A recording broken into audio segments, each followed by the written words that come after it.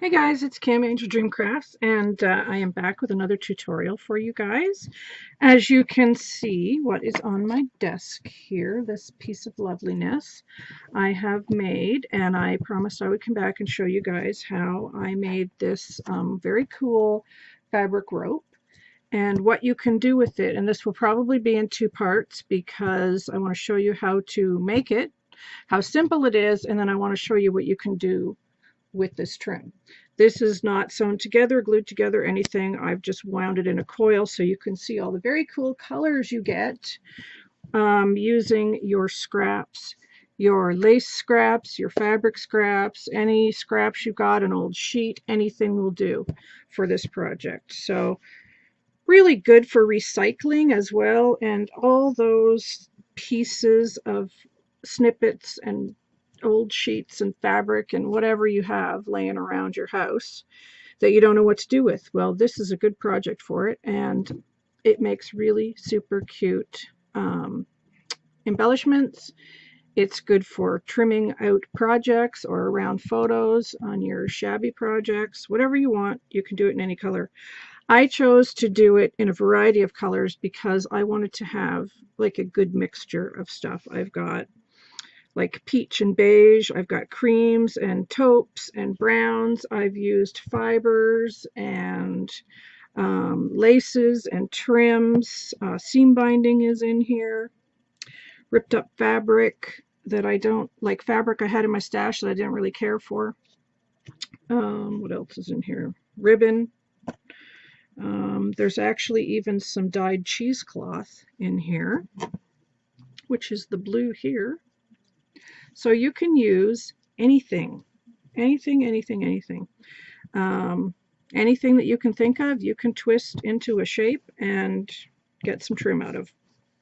So let me show you how super simple this is, how easy. And I'm going to show you how to start and how to finish a piece. So basically, I use clothespins for mine. I did watch a tutorial, and I'm going to put a link to this lady's channel. Her name is Secret Sato at Creative Birdie. Probably some of you are already subbed to her. She's extremely creative. And this is where I saw the tutorial. And she used a clipboard, which I thought was a great idea, but I didn't have one. And so I thought clothespins and attaching it to one of my little drawers I have here that is off camera slightly. I just used a bigger clothespin that I had, this one here, and I'm just holding that for tension on the drawer here. So that's all I'm using it for. You make two pieces, and so you'd need 4 strands of whatever, 2 on this side, 2 on this side. So for one strand, I'm just going to show you how I start. And the reason I'm using clothespins is because I don't want it to come undone. If you have to go and get the phone, or somebody comes to your door, or whatever, you have to get up for whatever reason, have a couple of clothespins handy, and then you just clip on it and it doesn't untwist on you. Now, because it's fabric and things like that, it has a memory, so it will probably stay in shape after a while, which that does.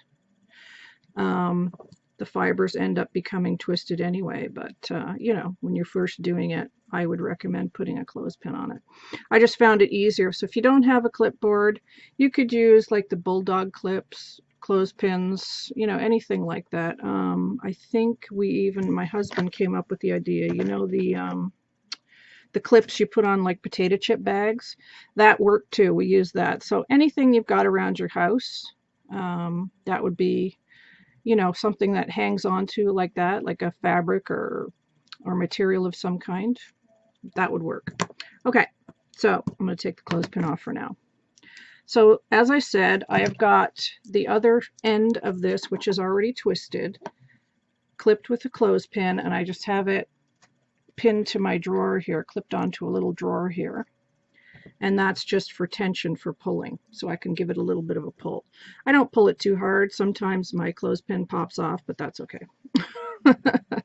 And all you're going to do is twist it. Now, I'm left-handed, so I'm going left to right, but if you want to go right to left, that's your call.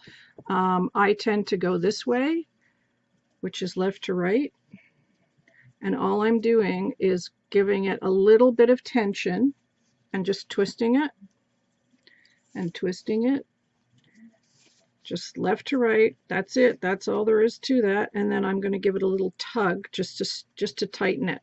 Now, when you weave, whoops, see, no, that popped off. When you weave the two pieces together, that just got twisted. When you weave the two pieces together, it is going to loosen a bit. As you see, that just loosened. But that's okay. It doesn't matter. Because, you know, it don't have to be perfect. So I tend to keep this on my left side, and it's nice because you can rest your elbow on it. And all I'm doing is twisting until I get down to the bottom of these two pieces of fabric. Now, one piece is longer than the other, and that's okay. So let me just get that on here for you, and then I can show you what I do when I add another piece of fabric. There's a few different ways to do it, and I'm sure there's lots of tutorials out there for this fabric rope. There's lots of ways to do it, lots of ways to weave things, and you know, I mean, you could use 3 pieces and braid it. That would be cute too, which I may do later. Who knows? Who knows? And this is easy to do while you're watching TV or whatever. You just clip it onto something, and you can just have a basket of scraps beside you and just keep going and going. Okay, so now that I'm down to this point on this piece of fabric, there's a couple of things you can do. You can end it there and be done, or you can get another piece of fabric, and I'm going to use a different piece of fabric so you can see. You can just fold the fabric within itself. So in this case, I would take the piece of fabric that I'm going to attach, put it inside this piece of fabric that's on the end, right? And then I would just kind of roll it into itself and around and twist it. And then you could just keep going. But I find it difficult to hold on to that. And when I watched the tutorial on this lady's channel, she said there's nothing wrong with putting a dab of glue on there. So that's what I'm doing. And it's way easier. But you don't want to put a ton of glue on. Just a little tiny drop of hot glue or Fabri-Tac. But I don't know. I like the hot glue. It just is an instant bond then. It doesn't do anything. It doesn't make it bulky or anything like that. And then you can just keep on winding and keep on winding. And it doesn't matter. I'm going to keep that little piece up there just to show you. It does not matter if you have this little piece sticking up here. In fact, it adds to it. As you can see here, there's lots of little pieces sticking up. There's a piece of lace sticking up there. Yeah, there's lots of little pieces sticking up, and I just think it makes it look shabbier. It's cool. So you just keep on going, and that's it. That is the extent of that tutorial, believe it or not, for this part. Anyway, let me get to the end of this, and then I'm going to show you what you do next, which is the same thing basically. So I'm just going to, actually I'm not going to glue that. I'm going to take my clothespin because I'm stopping here, and I'm just going to do that. So now I have the other side. So you start with 4 pieces of fabric, right? This piece I've twisted, this piece I've twisted. Now I want to twist the 2 together. That makes your rope.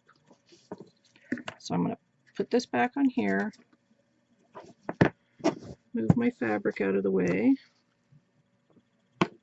because knowing me, I will get it all messed up.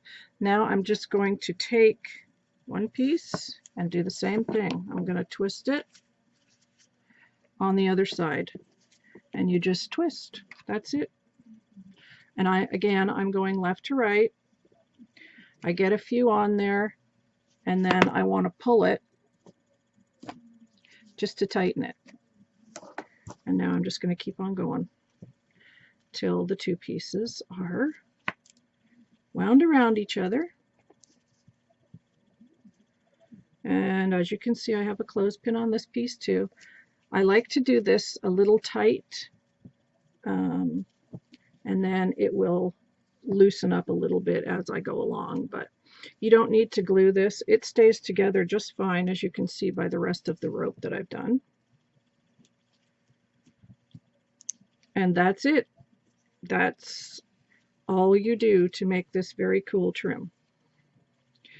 If you used all the same color, you would have something really nice as well. Like you could just use like a tea-dyed muslin and a white muslin, and that would be beautiful, I think, if you did it all in the same color. I didn't. I wanted to do multiple colors because I just wanted to have a good selection of trims. You could just do it in your favorite colors in different shades of blue or different shades of pink.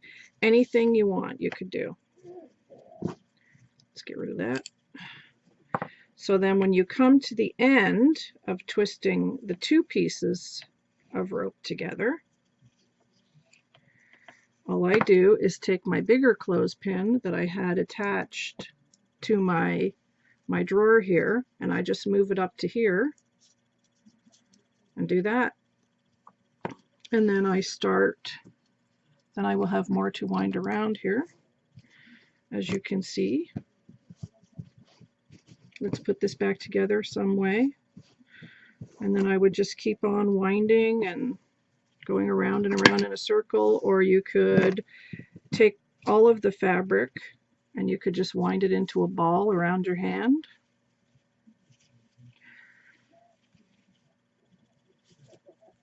You just wind it and wind it. I mean, how cute would this be to crochet with or to knit with? It'd be so adorable to use. You could have a really nice scarf made out of that. And there it is. There's my ball of rope trim. That's it.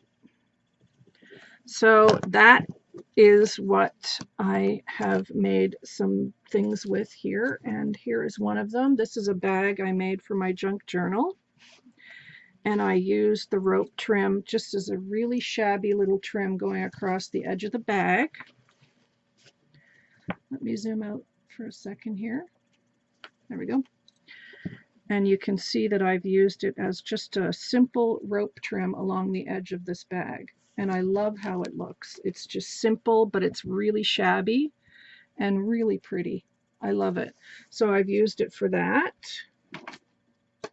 I also made a couple of little ornaments, and this is going to be part 2 of my tutorial today. I made this little heart ornament. What I did was I cut a heart out of felt, and then I just took some of the trim and wound it around and around, made on top of the felt, glued it down, and then I made this little ornament, and I added some of my fun beads to it, and that's that ornament. And then I have another little one here that says Fairy Magic. The same technique, but I will come back and show you how I made these. They're cute, right? I love how they came out. They're super cute. So let's see, can I zoom in on that? Let's see. There. So that's what they look like. So those are just some ideas that you can use for the trim for. Like I said, you could probably crochet with this. You could knit with it. You could make a scarf with it. It'd be super warm if you made it into a scarf. It's very soft. You know, it's not stiff at all. It's super soft with all those different fabrics. So all you would do at this point, again, you just keep on going. So on this strand here, let me zoom out again. On this strand here, I need to add something here. And then I've got this nice big long tail here, so I would just take another piece of the fabric, a tiny dollop of glue, add the fabric, and then just keep twisting.